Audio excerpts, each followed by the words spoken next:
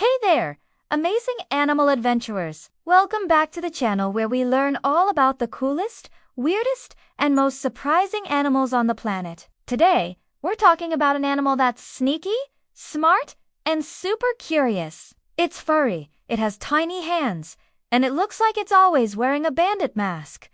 Can you guess what it is? That's right. Today we're talking all about raccoons. Raccoons are some of the most clever and mysterious animals you can find. They live all across North America, from forests and swamps to cities and suburbs. You might have even seen one before, sneaking around at night or climbing into a trash can looking for snacks. They're mostly active when it's dark, which makes them nocturnal. That means they sleep during the day and come out to explore and eat at night. Let's start with what raccoons look like. They're about the size of a house cat, but a little rounder and fluffy. Most raccoons have grayish-brown fur, a black stripe across their eyes that looks like a little mask, and a long, bushy tail with black rings on it. Their tail has 5 to 7 dark rings, and no two raccoons have the exact same pattern. But the coolest part of a raccoon might be its paws. Raccoons have super sensitive front paws that almost work like little hands. They have 5 long fingers that help them open doors, jars, latches, and even zippers. They can climb fences, trees, and even the sides of buildings. Some people call raccoons the tiny burglars of the animal world, and it's easy to see why. Now let's talk about where they live. Raccoons are really good at finding places to call home. In the wild, they might live in hollow trees, burrows, or rock crevices. But in cities, raccoons are experts at turning human spaces into their homes. They've been found living in attics, sewers, crawl spaces, and even under porches. As long as it's dry, safe, and cozy, a raccoon will probably move in. Raccoons are omnivores, which means they eat both plants and animals. They aren't picky at all. In fact, they'll eat just about anything. In the wild, they snack on fruit, nuts, berries, insects, frogs, fish, eggs, and small animals. In cities, they eat leftovers from trash cans, pet food, birdseed, and anything they can scavenge. Their love for trash is one of the reasons you often see them knocking over garbage bins at night. One of the funniest things about raccoons is their habit of washing their food. When they find something to eat near water, they dip it in and rub it with their paws, like they're scrubbing it clean. Scientists used to think raccoons were actually trying to wash their food, but now we know it's more about how their paws work. Raccoon paws are packed with nerve endings, and water helps them feel things better. It's kind of like how your fingers get extra sensitive when you're underwater. So really, they're just trying to understand what they're holding. And raccoons are super smart. In lab tests, raccoons have solved puzzles, opened complicated locks, and even remembered solutions to problems for years. They've been known to figure out how to get into coolers, car trunks, and even automatic doors. If a raccoon really wants something, it's going to try every trick in the book to get it. Baby raccoons are called kits, and they're usually born in the spring. A mother raccoon can have between 2 and 5 babies at a time. The kits are born with their eyes closed and no teeth. They stay with their mom for several months, learning how to find food, climb trees, and avoid danger. Raccoon moms are very protective and teach their babies everything they need to survive in the wild. And speaking of wild, raccoons are really great climbers. They can climb straight up trees and walls, and they're also really good swimmers. If a raccoon falls into a pond or river, no problem.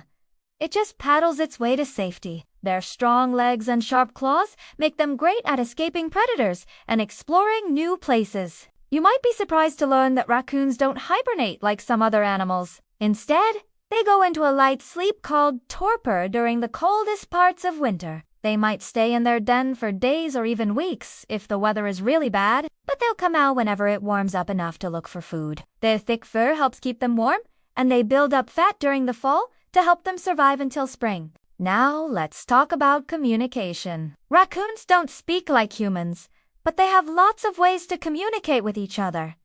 They use sounds like growls, hisses, squeals, and chirps. They also use body language, tail movements, and scent markings. If a raccoon feels threatened, it might arch its back, show its teeth, or puff up its fur to look bigger. But most of the time, raccoons would rather sneak away than get into a fight. Raccoons are mostly solitary, which means they usually live alone. But sometimes you'll see groups of raccoons, especially in places with lots of food. These loose groups are called nurseries, or gays, of raccoons. While they don't form big packs like wolves, they'll sometimes share a good spot or travel in small groups, especially if they're young siblings. Now let's talk about raccoons in myths and culture. In some Native American stories, raccoons are tricksters who use their cleverness to get what they want. In Japan, there's an animal called the tanuki, which is kind of like a raccoon and is also known as a playful Raccoons are often used as cartoon characters because of their expressive faces and curious personalities.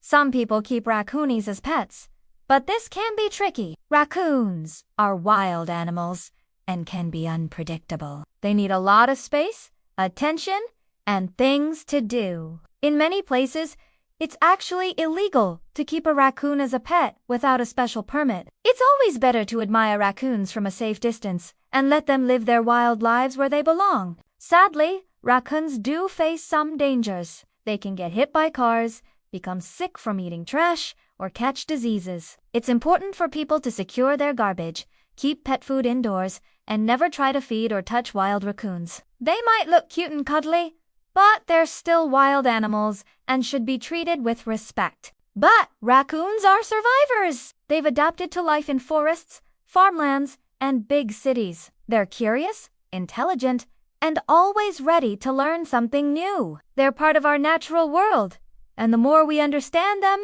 the better we can live alongside them. So the next time you see a raccoon sneaking through the yard or climbing a tree, remember just how amazing that little animal really is. With its clever brain, nimble paws, and adorable masked face, the raccoon is one of the most fascinating creatures around. Thanks for joining me today to explore the wonderful world of raccoons. If you had fun, be sure to like this video, subscribe to the channel, and click the bell so you never miss an animal adventure. Leave a comment with your favorite raccoon fact, or let me know which animal you want to learn about next. Until next time, stay curious, stay kind, and keep exploring. Bye for now.